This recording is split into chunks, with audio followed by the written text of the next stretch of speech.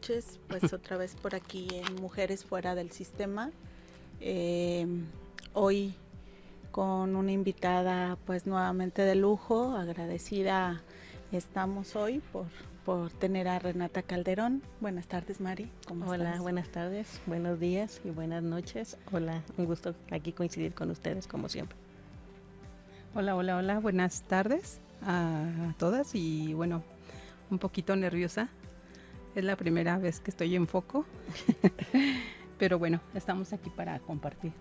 Gracias. Muchas gracias, Renata. Bueno, pues con un tema bien importante, el acompañamiento en tanatología, ¿sí? En duelo, pero también en estas opciones que tenemos las mujeres de vivir de manera diferente, ¿no? Vivimos en un territorio que es Michoacán, en donde pues nuestras ancestras y ancestros nos enseñaron que la muerte forma parte de la vida y que la gente que se va pues termina siendo nuestras guías, ¿no? Entonces un tema bien interesante, esperamos poderle poner este toque de feminismo en él, ¿no, Mari? Pero claro, pues presentamos claro a Renata. Sí, yo bien agradecida de presentarte, Ren, como siempre. Bueno, gracias.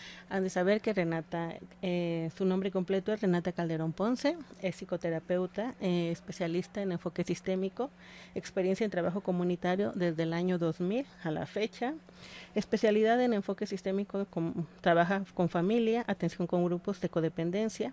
Del 2006 a la fecha, bueno, colabora de manera intermitente en EMAS sobre la perspectiva de género. En el 2008, en la CID Mujer, facilitación de grupos de empoderamiento. Del 2010, 2013, en espacios de atención a personas en consulta individual y de pareja a la fecha. Y en la Secretaría de Salud, en la reeducación para víctimas y agresores de violencia, grupos de reeducación, ¿verdad, Ren? En la actualidad, bueno, está integrándose al equipo de la Dirección de Salud Mental, con atención en segundo nivel y construyendo un ciclo de aprendizaje, digámoslo de alguna manera, concluyes en este momento e inicias una nueva etapa como acompañante en procesos de duelo y sentido de vida, con la maestría de tanatología, duelo y sentido de vida, acompañamiento biopsicosocial. ¿Cómo estás, Ren? Bienvenida. Bien, gracias. Gracias, Maricruz, por la presentación. Gracias, Ana, por invitarme. Pues ustedes me dirán si empezamos a platicar, a charlar ustedes. Solamente quería mandarle un saludo a Rosalba, que forma parte de este podcast y que bueno, sigue un poco enferma. Esperamos que ya pronto nos pueda acompañar en el podcast. Sí. Y sí, bueno, la idea, primero decirte que este es un espacio seguro para todas las compañeras que nos acompañan a poner su voz en el podcast. Algo importante es que nos relajemos, es una charla, es una plática, pues sí, con un montón de experiencia, porque creo que Renata fue muy humilde al darnos este currículum. Creo que algo que ella hace muy bien es justamente ser terapeuta y acompañar, ¿no? Pero ¿qué es esto de acompañar? Ya lo decía yo al inicio, en los procesos de duelo, ¿no? La mayoría de personas no hablamos de la muerte. Sí, así es. ¿Y tú por qué crees que es todo esto, no? ¿Por qué es tan importante hablar justamente del el día que yo desaparezca de la faz de la tierra, pues con mis seres queridos, ¿no? Sí, pues hace un momento en tu introducción comentabas este asunto de los ancestros.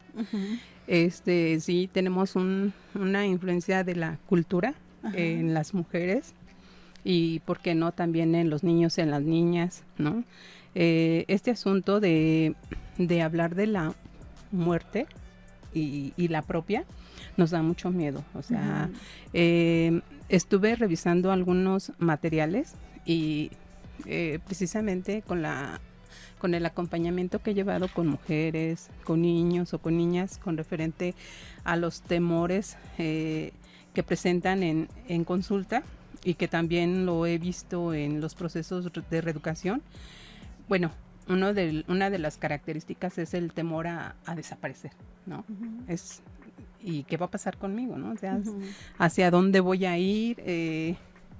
¿Qué le voy a hacer? Porque se supone que en vida estamos en comunicación, interactuamos, ¿no? Compartimos vidas con personas.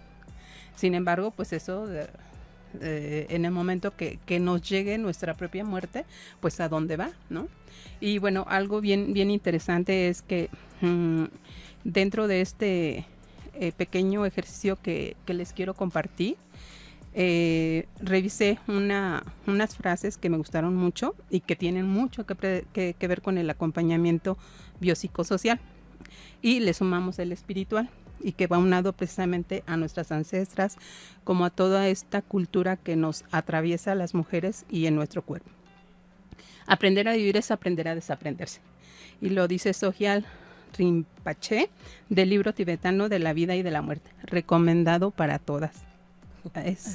Es como algo muy bonito hablar de la espiritualidad desde otra cultura, y bueno, porque la de nosotras de repente nos cuesta como mucho trabajo arroparla, ¿no? Hablamos más de otras culturas y las nuestras como que las vamos dejando a un lado. Precisamente el miedo a enfrentar una emoción natural no nos deja como vivir en la realidad. Yo hacía una pregunta como muy importante que quería hacérselas a ustedes, como en este asunto de dialogar realmente cómo vivimos la vida, las mujeres, ¿no? Cómo realmente vivimos el día a día, ¿no? Y que tiene mucho que ver precisamente con el miedo a prepararnos para la supervivencia, para dar una respuesta eficaz ante una amenaza.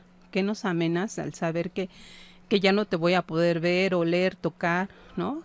Dice Elizabeth Kübler-Ross, que es una de las fundadoras con referente a las 5 etapas del duelo, que trabajamos dentro del acompañamiento. Esta mujer hace referencia a que precisamente aprendemos a acompañar, aprendemos a darles herramientas a las personas porque precisamente desconocemos hacia dónde vamos a ir, ¿no? Y generalmente hay muchos como condiciones o características para hablar sobre la muerte actualmente en este momento, precisamente porque hablamos de espacios como por ejemplo donde generalmente llegan las personas a morir, que son los hospitales, ¿no? Las clínicas donde hay pacientes que llegan a perder la vida sin que nadie los acompañe, ¿no? Sin ningún familiar o que nadie les pregunte qué está pasando con estas personas.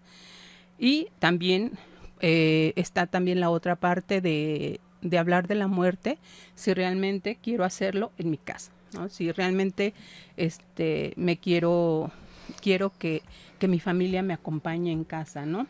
Y cuando hablamos de esto, precisamente no hablamos de ciertas enfermedades que de alguna manera nos duelen y nos lastiman cuando llegan a una etapa de la vejez, ¿no? Una de ellas, Elizabeth Kübler-Ross hace una referencia a la enfermedad del Alzheimer, ¿no? Uh-huh. Una enfermedad que lastima y a las dos. No es sencillo porque nos prepara a hacer duelos anticipatorios, que también lo que le denominamos los duelos anticipatorios, tienen que ver precisamente con estas enfermedades que nos indican, se puede decir que nos van como preparando para el final. Y de alguna manera, a diferencia de una muerte accidental, una muerte que no estaba... Inesperada. Ajá, una muerte inesperada precisamente, y que también tiene mucho que ver en qué etapa del ciclo de la vida, ¿no? O sea, hablamos de que la vejez incluso es un asunto como de mitos, ¿no? O sea, las personas ya adultas, ya de la tercera edad, es así como si fuera natural el proceso, ¿no? Pues, ya estaba viejita, ya estaba viejito, ¿no? Ay, ¿no? Sí. Qué bueno que ya se fue. Como ya, las etapas en su vida, ¿no? Pareciera que es natural, ¿no? Entre comillas. Pero no, pues resulta que la muerte nos da y nos pega a cualquier etapa del ciclo de la vida, ¿no? Desde la infancia o desde que el bebé nace, ¿no? En estas etapas de alguna manera pues vamos aprendiendo a identificar que hay vínculos durante estos procesos de la muerte y en un proceso de duelos y duelos anticipatorios, pues vamos a lo largo de este acompañamiento tanatológico es revisar como todas las características de vínculos, se puede decir, o como las formas en cómo nos vamos relacionando o nos relacionamos o fue nuestro vínculo con la persona que ya no está, ¿no? Uh-huh. Algo bien interesante es que, por ejemplo, algo que nos dice esta Elizabeth Kübler-Ross con referente a la atención o al buen acompañamiento a los moribundos, es precisamente que, bueno, es un modelo que realmente tengo mis asegúnes porque precisamente se lleva a cabo en Inglaterra, en países que cuentan los hospicios, los dichosos hospicios que forman parte de una cultura inglesa, de una cultura europea, ¿no? O sea, aquí en México, para poder hablar de un buen morir, se los dije en un inicio, ¿no? O sea, hablamos de hospitales y no hospicios. Hablamos de si vamos a acompañar a nuestro familiar en casa, ¿no? Que son como las únicas alternativas. Y las anteriores son como, pues, si no falleció, si no murió en un accidente, ¿no? Tú hacías una pregunta, perdón, ¿sí? Que te interrumpa. Perdón, es sí. Que me brincó un poco. Me dices, ¿cómo es que vivimos? O sea, para poder entender la muerte hay que poner como referencia el anticipatorio, cómo vivimos. Y bueno, algunos autores resaltan, y sobre todo los estudiosos de la logoterapia, vivimos en libertad. Pero esta libertad, como lo estaba diciendo en un inicio Ana, hablamos de una cosmología, hablamos de una forma de vivirnos en un contexto, en un momento histórico, en el cual pues son difíciles y algunas veces son sórdidas las condiciones. Entonces, cuando hablamos de cómo vivimos los hombres, las mujeres, hablamos en una libertad, pero en esta libertad está como atravesada por las posibilidades de las que yo echo mano, pero además de las circunstancias. Cuando hablamos de posibilidades, por eso me brinco un poco cuando hablas del modelo. Hablamos de condiciones biológicas, hablamos de condiciones psicológicas y hablamos de condiciones sociológicas. Hacemos un ente como integrativo cuando hablamos de duelos. Hablamos de duelos digamos naturales y hablamos de duelos anticipados. Hacemos una diferenciación en esto. Cuando hablamos de unos duelos naturales, bueno, es porque entendemos que la vida es un proceso. Tiene un origen, tiene un desarrollo, tiene una madurez y finalmente un declive. Y como que todo mundo esperamos llegar a ese momento. Sin embargo, como tú lo dijiste bien, la muerte nos asalta todos los días. La muerte nos confronta y la muerte nos anticipa. Y entonces, algunas referencias de esto del acompañamiento es: hay dos opciones en este momento con la vida moderna. Una, o morimos en hospitales, o dos, morimos acompañados de todos nuestros seres queridos. O no todos, o algunas, digamos, personas que deciden estar con nosotros en este último momento, o en último transitar en esta vida física. Pero ¿cuál es el miedo? ¿Cuál es el confrontamiento en este momento cuando decidimos acompañar? Tú como acompañante, Ren, digamos, ¿cuál sería el miedo que tú identificas al momento de acompañar a las personas que están en su última etapa de vida? Creo que una de las etapas es negar, ¿no? La negación. Las 5 etapas que maneja para el proceso de duelo es negación, ira, negociación, depresión y aceptación. Y esto que acabas de decir tiene que ver mucho con la negación, o sea, que tanto aceptamos que las personas se vayan, ¿no? O sea, hablamos como del otro, del que falleció, del que se va a ir, ¿no? Y al inicio hablábamos como de la propia muerte, ¿no?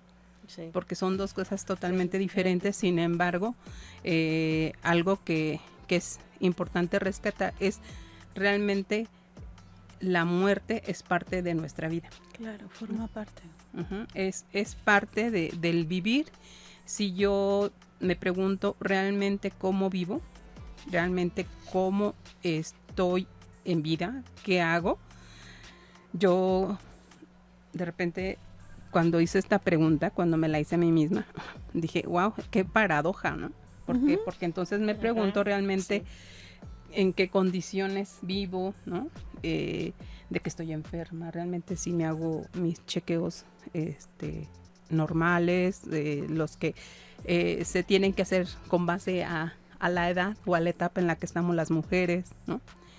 Y el acompañar a una mujer, el acompañar a alguien en un proceso de una pérdida, porque también es algo bien importante. No todos los duelos son pérdidas, ni todas las pérdidas son duelos. Entonces, hablamos de cómo realmente yo vivo la vida, cómo realmente, qué hago para tener una calidad de vida, ¿no? O sea, y yo ahorita estaba recordando como este asunto de lo que consumo, ¿no? Si hago ejercicio, ahora precisamente con lo del COVID, ¿no? Analizando como todas estas secuelas de las que pues no hablamos, ¿no? Como que, ay, pues es que me duele el pie, me duele la articulación, pero como que no lo asociamos ya al COVID, pareciera como si se empieza a olvidar, como que nuestra memoria empieza ya no a recordar que pasamos por una pandemia y pasamos por algo que nos provocó ansiedad, angustia, ¿no? Entonces, esta parte de cómo vivo yo es como también empiezo a desaprender para empezar a aceptar la muerte y la llegada, ¿no? De mi final o el acompañamiento de la otra persona, ¿no? O de la persona que a lo mejor está en un proceso terminal, ¿no? En este caso para las pacientes oncológicas, que generalmente son las que se debaten entre todos estos procesos, ¿no? Lo social, la familia, lo cultural, y que de repente nos encontramos con mujeres que pues que no tienen una red de apoyo, ¿no? Que no hay quien las acompañe. Entonces es bien complejo para mí desde este punto de vista llevar a cabo decir que mi acompañamiento es efectivo y eficaz, ¿no? Precisamente porque nos encontramos con mujeres que no cuentan ni con recursos para pagar una consulta de manera particular, ¿no? O que yo le hable a alguien y le diga, yo ocupo una tanatóloga, ¿no? Porque acaba de morir mi mamá o acaba de morir un ser querido, ¿no? O sea, no lo hacemos. ¿Por qué? Porque no es parte de algo que nos hayan enseñado desde nuestras infancias. Claro. Es algo que nuestras necesidades sociales nos han estado obligando precisamente a hablar del tema, ¿no? Y que aquí hay condiciones sociales, ¿no, Renata? Que creo que vale mucho la pena puntualizar.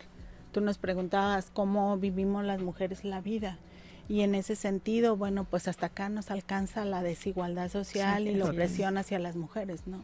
Porque si bien es cierto, pues también alcanza a la mayoría de personas pobres, en donde se incluyen hombres, mujeres y todo lo demás. Creo que lo decías muy bien, ¿no? ¿Qué sucede con una mujer que es pobre, ¿no? Que tiene una condición de algún daño a la salud, que ha sido crónico, ¿no? Que a lo mejor su familia considera o está muy cansada y ya no la quiere cuidar, ¿no? Entonces, sí creo que justamente el llegar la muerte, pues puede suceder muchas de las cosas alrededor de este caso, ¿no?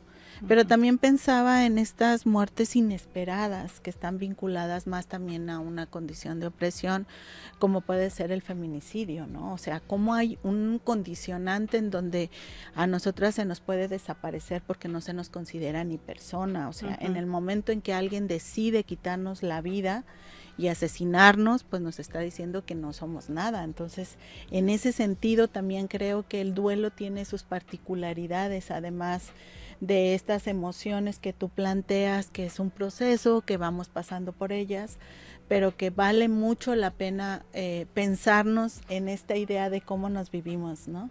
Y yo pensaba justo en las abuelas purépechas de cómo te van enseñando en este proceso que justamente la muerte pues es parte de la vida, que cuando tú desapareces de este mundo, pues te vas a otro, ¿no? Y te conviertes como en una especie de guía, tu energía sigue, y creo que puedes seguir vivan las personas en la medida en que tengas espacios de recuerdo, espacios de aprendizaje, de conocimiento, etcétera, ¿no? Pero me parecía que te escuchaba y veo que hay una complejidad al hablar de esto, porque no solamente tiene que ver, a ti te invitamos en lo emocional, ¿no? Pero hay otros aspectos como en lo económico, como en lo social y también en este sentido de qué implica en un sistema patriarcal que las mujeres estemos oprimidas, ¿no? Sí, sí, Ana, en este sentido, hablar de un modelo biopsicosocial más espiritual. Hablamos de estas partes, ¿no? O sea, hablamos de esto que si lo enfocamos a una área como más clínica, pues estamos viéndolo como de una perspectiva lineal, ¿no? Lineal. Cuando hablamos de un enfoque biopsicosocial espiritual, hablamos de una circularidad en la atención a las mujeres, ¿no? O sea, yo no voy a ver a una mujer solamente como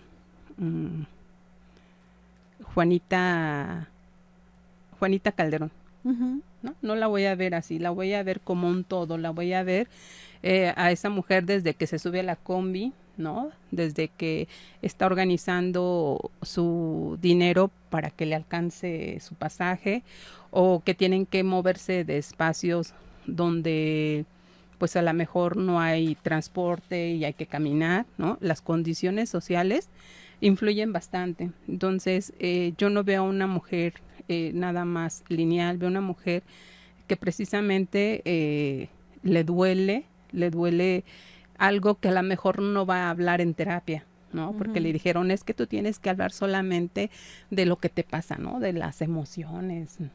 Y no, es también hablar precisamente de estos factores que no sabemos cómo se interactúan unos con otros, ¿no? A mí me recuerda mucho esto y que tiene que ver con lo que hacía en reeducación, el modelo ecológico.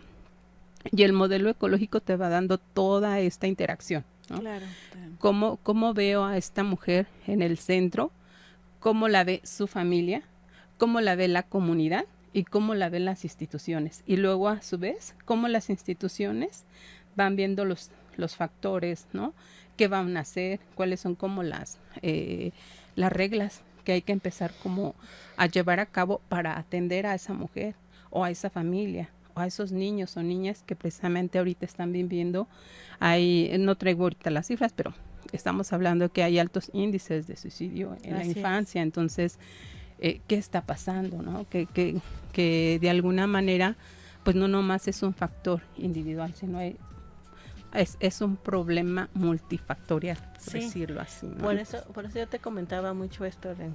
Cuando hablábamos de tu enfoque biopsicosocial, es espiritual. Es importante además como retomar, o no solamente esto que conocemos, ¿no? De las etapas del ciclo de la vida de un ser humano, sino además esto que tú estás diciendo, cómo vamos enriqueciendo este ser con nuestras acciones, con nuestras circunstancias, con nuestras posibilidades, pero además que regresamos al entorno de esto que somos, ¿no? Cómo somos percibidas, esto que tú estás diciendo, como entes desechables, ¿no? Como somos tantas, pues somos desechables. Esto nos conlleva a un término que en la actualidad está como muy en boga, que es la vacuidad o el vacío de existencia. ¿Por qué?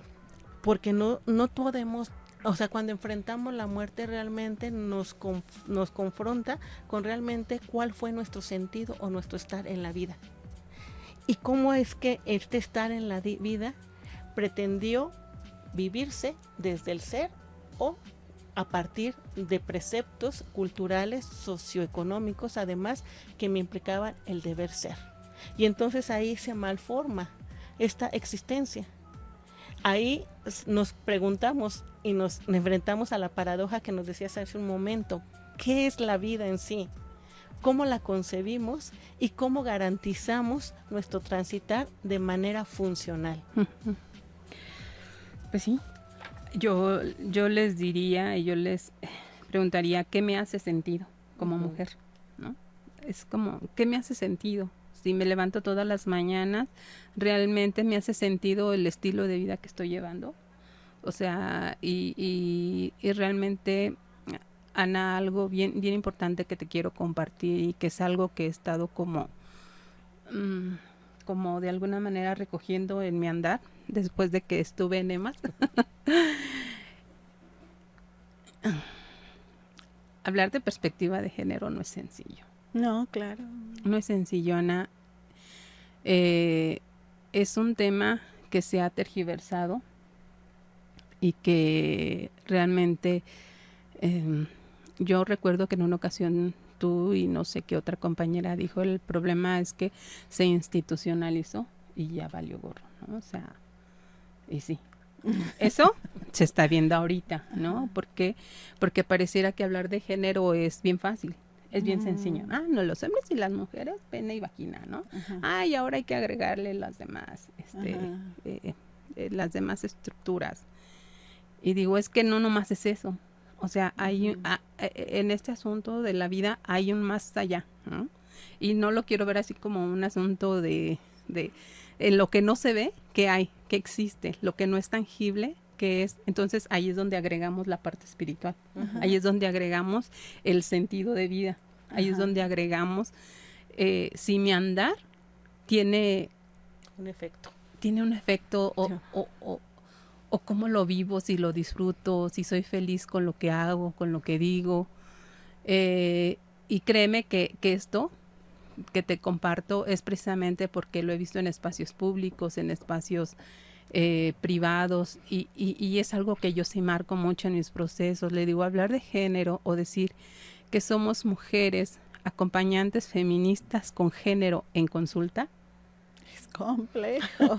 Yo no me promuevo así, yo no me promuevo así porque es muy complejo. Para que las mujeres puedan buscarte, inmediatamente hacen un prejuicio de valor. Es que ella es la que separa a las mujeres de los hombres. Y es que los hombres piensan que ser feminista es no va a estar de acuerdo conmigo. Y yo así como, espérame tantito, ¿no? O sea, ¿cómo me promueven? Yo en una ocasión dije, ¿cómo me promueven? ¿No? Me promueven, ¿cómo? O así, la terapeuta feminista, no, espérenme, no, yo... No, porque yo creo que te enfrentas más a esto que comentábamos un poquito, ¿no? Enfrentar como un duelo, vivir un duelo, primero es doloroso por el tipo de relación que puedes llevar con las personas.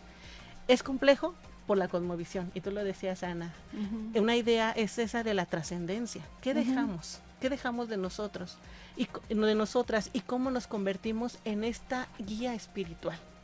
Y entonces nos preguntamos si realmente nuestra muerte tiene sentido una vez que analizamos o nos enfrentamos como a la catarsis de llegar al ocaso de esta, y entonces planteamos 3 fórmulas fundamentales que yo creo que tendríamos que como empezar a analizar. El sentido de la vida, el sentido en mi vida y el sentido en el mundo, que son 3 fundamentos por los cuales tenemos que razonar y también analizarnos, porque yo te lo decía, cuando nos preguntas cómo vivimos la vida, pues muchas veces nos dices pues en libertad, pero esta libertad es diferenciada y también es subjetiva. Entonces, cuando hablamos de la libertad y el sentido de la vida, bueno, primero, el sentido de la vida lo encontramos únicamente cuando nos estamos confrontando ya con la muerte. Nos tenemos a analizar qué fue lo que nos movió, qué fue lo que nos llevó a este momento. El sentido en la vida se descubre en cada momento y en cada circunstancia. Tú lo decías, cómo vivimos un feminicidio como acompañantes, cómo lo vivimos como familia, cómo lo vivimos como amiga. Hija, hijo, en caso como de ser madre. Esta red que decía Ren tan importante, ¿no? Pero además, en el mundo comprende una inquietud humana con respecto al sufrimiento. El estar en el mundo, ¿por qué experimentar estas emociones que vamos desarrollando a lo largo de que desarrollamos también el duelo?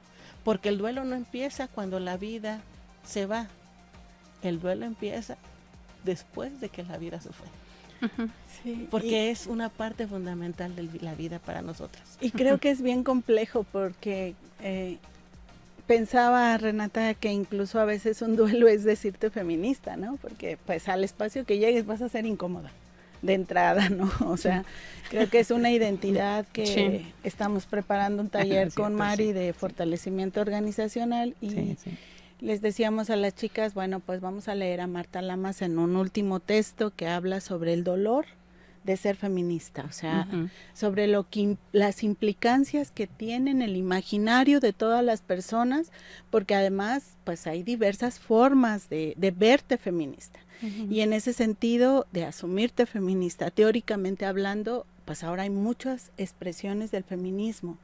Y una realidad es que ninguna está de acuerdo con la otra, cada una tiene sus particularidades, pero todas van a ser incómodas, ¿no? Entonces, si llevamos esto al ámbito del análisis emocional, pues supongo que también ahí es complejo, es difícil cómo lo planteamos, ¿no? Y esta parte del análisis de la muerte, pues todavía se complejiza un poco más, ¿no? Porque tú ibas a una parte que pues es verdaderamente preocupante, ¿no? Porque la niñez, las y les adolescentes en este momento, pues consideran que esta parte de la vida puede ser la muerte y se la quitan con la mayor facilidad. O sea, viven esta etapa de desaparecer de manera muy, muy simple y sencilla. O sea, nos preocupa el suicidio, pero realmente ellos han aprendido que esto puede ser parte de la vida y que puede ser en un momento fugaz, se puede ir, ¿no? Entonces creo que curiosamente el feminismo, para todas las personas que nos escuchan, una parte teórica de todas estas expresiones es pues cómo vivimos en libertad las personas, cómo vivimos con autonomía de los cuerpos, con autonomía económica, con autonomía social, cómo existimos en este proceso, pese a todo lo que se diga de lo otro, ¿no? Entonces creo que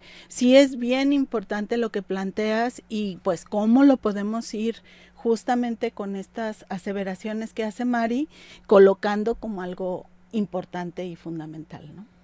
Sí, es otra perspectiva, Ana, o sea, es colocar una postura con todas nuestras aristas y todo lo que hablamos, todo nuestro diálogo, ¿no? Yo compartía con Maricruz en otros espacios, que ser feminista es colocar una postura, ¿no? No es un juego, política, claro. No es un juego, es hablar de temas que lastiman a las mujeres y que nos atraviesan todos los días, ¿no? Entonces, el hablar de la muerte, creo que yo ahorita se me están ocurriendo cosas en mi cabeza, en mi mente, cómo estos cuestionamientos nos pueden llevar precisamente a hacer propuestas de atención y de prevención, claro. Totalmente, ¿no? Yo cuando estaba estudiando la maestría, yo era así como que era el diablo y el angelito. Y el angelito, ¿no? Entonces el angelito eran todo el grupo a excepción de yo, ¿no? Cuando hablábamos de bioética y les decía que estaba en un espacio en la institución que hablábamos sobre aborto, creo que no era como un tema muy agradable. Cuando estábamos en otros espacios hablábamos como del asunto de violencia y tenía un compañero que es abogado y así como que oh cielos, ¿qué hice? Sí llegó un momento en que quería retirarme de la maestría porque es enfrentar y ya después es afrontar como todas estas condiciones precisamente para acompañar, ¿no? Obviamente fue un espacio que para mí me dio como cómo podemos ver la muerte en diferentes estados y contextos. O sea, no es lo mismo estar en Michoacán que estar en Zacatecas, claro. Que estar en Monterrey, que estar en Jalisco. Claro. O sea, y realmente somos de los estados que de alguna manera durante la maestría se fue notando como cómo emergió y cómo se empezó a hablar de la violencia, ¿no? Porque era casi un tema que casi no se decía, ¿no? Resulta que ya todo el mundo ya era acompañante de mujeres violentas y ya todo el mundo estaba preocupado por el tema y de repente dije, caray, ¿no? O sea, así es, ¿no? Yo decía, bueno, espero llegar, espero no engancharme, ¿no? Porque precisamente está atravesando todo un contexto cultural en el que yo no tengo los recursos suficientes para parar, sino como verme yo, como Renata, y qué estoy haciendo, ¿no? O sea, yo, ¿qué puedo hacer para seguir dándoles herramientas a las mujeres, ¿no? Y pues eso me permitió como tener un panorama con mucho más tranquilidad, con una forma más tranquila de ver la vida. Yo, en cuanto veo el concepto y digo, sí, es que es aprender a vivirse para poder desprenderse. Y a mí me encantó esa frase porque dije, sí, claro, pues todo lo que tenemos que hacer en vida nos va a permitir soltar la muerte. Claro. ¿No? Eso nos va a permitir como llegar al final. Y alguien por allí en un momento decía, la filosofía nos puede ayudar a darle el sentido, pero también a metaforizar la muerte. Claro. ¿Sí? Y que también hablar de tanatología es subjetivo. Todas y todos podemos vivirlo de manera diferente, hablarlo de manera diferente, vivirlo de manera diferente. No es lo mismo cómo lo viven las o los integrantes de una familia, la pérdida de un ser querido. O sea, no. El duelo no es lineal, es circular. Podemos vivir primero la etapa de la ira, de la depresión o la negación, y así en lo sucesivo. Pero de que vamos a pasar esas etapas, las vamos a vivir, y que a lo mejor una buena acompañamiento puede permitir ver un proceso más integral, yo lo diría, ¿no? Y bueno, entonces en este asunto de los duelos anticipados se sumaría mucho a esta parte de las cosas que podemos hacer, ¿no? De las cosas que podemos afrontar para el asunto del miedo a la muerte, ¿no? Que es bien, me dio la respuesta. Dice, el miedo a la muerte se da con frecuencia y generalmente lo siente todo el mundo. El miedo se convierte en temor a perder la propia vida o bien cuando alguien cercano fallece, pues se entiende que desaparece para siempre. Cuando los pensamientos relacionados con esta emoción son constantes en una persona, suele requerirse asistencia psicológica. O sea, ahí está la respuesta. Vamos aprendiendo a asumir que hay miedo y se puede hablar del miedo. Se puede hablar en una sesión terapéutica, se puede hablar en un proceso grupal, se puede hablar en pareja, se puede hablar en las niñas, en los niños, en las niñas. Se puede hacer, e incluso qué bueno que recuerde esta parte de que los niños, las niñas, los niños podemos interactuar. Cuando hay una pérdida, que también es algo cultural y es un mito que se ha manejado, que los niños se alejen, ¿no?, de la funeraria o del rito funerario. ¿Y quién le va a decir que se le murió el abuelo o la abuela, ¿no? Algo bien importante es que al niño, a la niña, al niño se le hable del proceso de muerte. Sí. Es parte de, entre menos estresores para él mucho va a ser más funcional el hablar de la muerte en su vida. Ya se lo colocamos y ese miedo se empieza a afrontar. Pero si las adultas o los adultos tenemos problemas con la muerte, no se lo vamos a transmitir igual. Tenemos que trabajarlo también.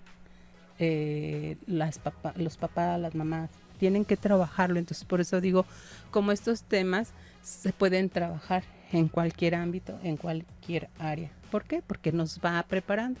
Nos va preparando y bueno, pues la otra o el otro va a tomar la decisión de cómo lo quiere vivir.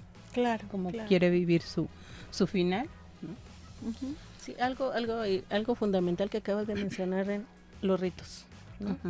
El asunto de ritualizar la muerte nos ayuda como a aceptarla y a brincar esta etapa de la negación dentro de los procesos de duelo. existe la posibilidad de ver y tocar, digamos, de alguna manera, de manera emocional y también física a la persona fallecida, y esto nos ayuda a aceptar. Algunos textos hablan de cómo los niños eran involucrados en estos rituales de la muerte, porque es importante que también la afronten, porque de alguna manera les ayuda como a empezar a manejar sus emociones, a decir estoy triste, a decir me siento mal por cómo te está sintiendo, digamos, mi mamá, mi papá, mi hermano, ante la pérdida del abuelo, de la amiga, del conocido, ¿no? Entonces es como este proceso de negación en la cultura, es importante empezarlo a desmitificar, ¿no? Entre más, digamos, más contacto tengamos con el asunto del fallecimiento, mucho más rápido y mucho más digerible va a ser el momento, creo yo. ¿O lo entendí bien? Hablar de ritos en la muerte es una forma de digo, si nos ubicamos como en nuestra época, pues si ustedes han experimentado o han visto que hay mucho negocio, o sea, se ha convertido en un asunto el negocio de las funerarias con referente a la muerte, ¿no? Y que te llevas el paquete X y vas a tener cafetería, ¿no? Todas estas cuestiones. Es un giro empresarial en la actualidad. Exactamente. Entonces, si nos vamos a los años, ¿qué les gustaría cuando los cuerpos se cremaban, cuando los cuerpos se tiraban a fosas comunes y nada más les ponían cal? Uh-huh. Estamos hablando de que no había un control como tal, ¿no? De las personas que morían. Y bueno, pues eso se convertía en un problema de salud. Uh-huh. Sin embargo, pues todo fue avanzando y los ritos y los rituales, que es algo muy marcado que tenemos que hacer diferencia, ¿no? O sea, cómo de alguna manera van marcando como etapas, nos van marcando como formas de interactuar con la muerte. Y entre ellos, pues involucrar a las infancias dentro de la muerte, pues es parte de este proceso, de este rito, de este ritual, ¿no? Con la familia. Me recordaste mucho como todos estos trabajos que se hacen con las infancias cuando hay alguna pérdida, ¿no? Por ejemplo, a lo mejor para papá o mamá la pérdida de una mascota no tiene el mismo sentido, el mismo vínculo afectivo que para el niño. Claro. Entonces hay que hacerle su ritual, hay que prepararlo y porque hubo un vínculo afectivo del niño, de la niña, del niñe hacia su mascota, ¿no? Entonces allí pues de alguna manera como también tenemos que prepararnos para acompañar a los hijos o a las hijas o a las infancias, ¿no?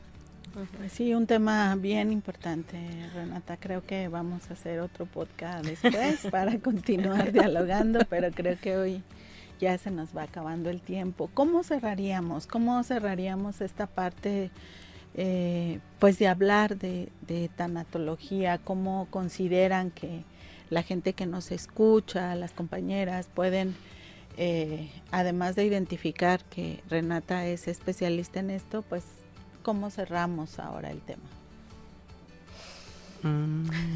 Eso está bueno. Es que los de acá lo estoy leyendo y dije, está bueno. Oh, sí, es que también quería leer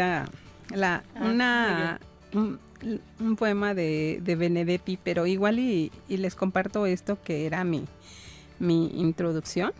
Hablar de tanatología es un buen ejercicio para todas las personas, un buen momento para reflexionar sobre sentimientos, emociones que este proceso del duelo conlleva, experimentar de manera particular ante la pérdida de un ser querido con la que teníamos un vínculo afectivo o con una persona, ya sea nuestra compañera de vida, compañero de vida, un hijo, una hija, un padre, una madre, un amigo, una amiga, hermana, etcétera, con quien tengamos ese vínculo afectivo. Referirnos a la muerte es parte de algo que nadie nos vamos a escapar. Eso es seguro. Claro. Y que de alguna manera hablar de las etapas del duelo y los duelos anticipados, pues están representados en las personas, ¿no? Y que también hablar de duelos es hablar también de la pérdida de la salud, ¿no? Y que estos también se pueden experimentar en diferentes partes del ciclo de la vida. Y la etapa de la vejez, que es muy importante mencionar que, bueno, pues si la vida nos permite llegar a otros llegar a la vejez, pues ya a lo mejor vamos preparadas, ¿no? Y afrontando que pues vamos a tener pérdidas o deterioros físicos, mentales y muchos otros, ¿no? Entonces, eso es algo que estaba como introductorio. Como verán, yo sí le hice caso a Elizabeth Kluber-Ross. Yo tenía del 1 al 4 y empecé con el 4 con el 3 y el 2. Pero les quiero compartir, a mí me gusta mucho, sé que es un poquito fuerte, pero se llama Pasatiempo. Cuando éramos niños o niñas o niñes, las viejas, los viejos, tenían como 30. Un charco era un océano, la muerte lisa y llana no existía. Cuando muchachas, muchachos, las viejas, eran gente de 40. Un estanque era océano, la muerte solamente una palabra. Ya cuando nos casamos, las o los ancianos estaban en 50. Un lago era un océano, la muerte era la muerte de los otros. Ahora veteranos, veteranas, ya le dimos alcance a la verdad. El océano es por fin el océano, pero la muerte empieza a ser la nuestra. Y eso es muy fuerte. Es muy fuerte. Sí, es muy fuerte. Y yo creo que algo fundamental del proceso de tanatología y de acompañamiento es la aceptación. Yo creo que el reconocer que los vacíos quedan, pero que hay que aprender a llenarlos con experiencias, con creatividad, con digamos, con voluntad de cambio y de reestructuración. Se vale tener miedo a la muerte porque es algo que desconocemos todas y todos. El sentir que hay un espacio ultraterrenal, quién sabe si realmente lo podamos referenciar y lo podamos como concebir como propio. Uh-huh. Hablar de la muerte es enfrentarnos a esta disyuntiva de si realmente trascendemos hacia algo mejor o qué pasa después, ¿no? Y yo creo que eso es lo que nos mantiene como en constante incertidumbre entre ello. Bueno, yo también quería hacer una referencia sobre la muerte que es de Montaigne, se llama. Dice: no os preocupáis si no sabéis morir. La naturaleza nos enseña en el acto pleno y suficientemente, ¿no? Reconocer que la muerte es naturaleza y es parte de nuestra naturaleza porque naturaleza somos. Uh-huh. Yo creo que es un punto bien fundamental y bien trascendente ubicarnos en este acompañamiento, todas estas circunstanciales que Ren nos hizo en este momento entre referencia y sobre todo nos acompañó a conocer, ¿no? Que desconocemos muchas y muchos porque nos cuesta un buen de trabajo y nos da mucho miedo enfrentar la muerte, ¿no? Dice por ahí también un autor: no podemos mirar al sol de frente porque al igual que la muerte nos lastima.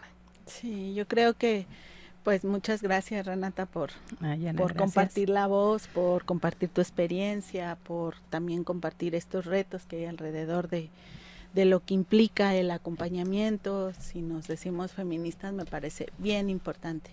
Y muchas gracias, Mari, por tus reflexiones. Pero creo que hablando de esto de la muerte, lo más importante es hablarlo, sí, verlo, que está ahí, que forma parte de nuestra vida.